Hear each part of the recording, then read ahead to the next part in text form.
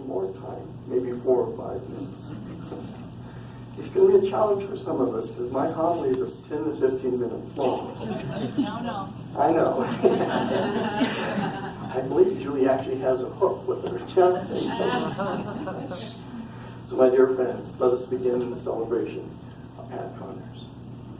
Every community has within itself numerous people, but not a huge amount of people, who made amazing contributions to that community. These individuals are bigger than life.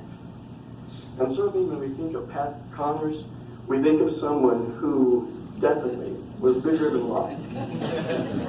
I mean, not that he was built like a Chicago Bear, but because of what he did for our community, which was so considerable. And each of the speakers will be addressing aspects of what Pat did for us in this community of Tucson. But he was in practice, and he is in memory bigger than life. And one way that I would like to acknowledge that is what he did for the various nonprofits in Tucson. Before I became an Episcopal priest, I worked with the Southern Arizona AIDS Foundation as their director of development. And Pat was amazing in the generosity he extended to that nonprofit. But there were numerous other nonprofits. The Habitat for Humanity, Community Food Bank, Primavera Foundation especially. He was one of the founding members of Primavera Cooks fundraiser. And with that, Pat demonstrated that he, as a businessman, appreciated the community support of his business so that he would support the community through the missions of those nonprofits that help people and animals that were in need. A remarkable thing. The beauty of who Pat was like a pebble tossed into a stream or into a pond. And as the ripples go out, the effects of his goodness were felt by those nonprofits and by the mission of what they were doing, and therefore by the people and animals that they helped. He certainly was bigger than life. My dear friends, I'd also like to say something on a personal note about Pat. I thoroughly enjoyed his personality. He was an Irishman through and through, and someone who had a most sincere element of graciousness about him, but he also had that ability to be a little feisty. What Irishman isn't, quite frankly. But he also was someone who, when you were a guest at his restaurant, and that's how you were treated at Prestige, you were treated in a very caring manner and appreciative manner. I remember Pat going from table to table, welcoming his guests. And quite frankly, Irish people have a reputation of being people of firm resolve. Well, I have to say, Pat was that person.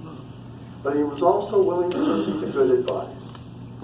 For example, someone once told him that his mushroom soup should be served year-round and not served on the menu in May to resurface in September.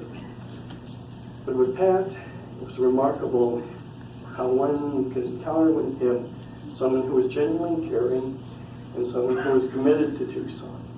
And I remember how time would disappear when in the presence of Pat.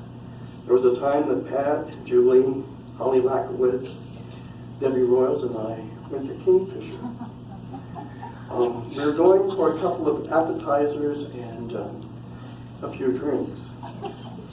6 hours and 15 minutes later, we left Kingfisher. And I have to commend the bartender at Kingfisher. At no point did he come over and say, "People, the party is over." But Pat, we praise someone today, and we're grateful for someone today who did so much for our community. In many religious communities, it's understood that there are some members who do something so exceptional that they're given the name saint, the title saint. And the people were not perfect. No one's perfect. But there was something that they did that blessed and was a gift to their community. And my dear friends, that is what Pat did. So in my own way, I kind of see Pat as our own St. Pat of Tucson. Because what he did for this community in so many different ways was considerable. A real blessing, a real gift to us. And this evening, I understand, a lot of us are meeting at Prestige to lift a toast in memory and gratitude for this person, for Pat, remarkable man that he is. And I'd also invite you on the 17th of this month for St. Patrick's Day to stop in as well. I mean, let's face it, did Pat know how to throw a party on St. Patrick's Day? You betcha. That he did. And on that day, as in the evening tonight, I will be there because I want to lift my favorite single malt scotch in memory of Pat Connors. Now, I know on St. Patrick's Day, one would think Irish whiskey. Pat also knew I'm a Scotsman, not an Irishman. So, my dear friends, let us continue our celebration of this man who did so much for this community. And I would invite at this time Jonathan Landine to step forward.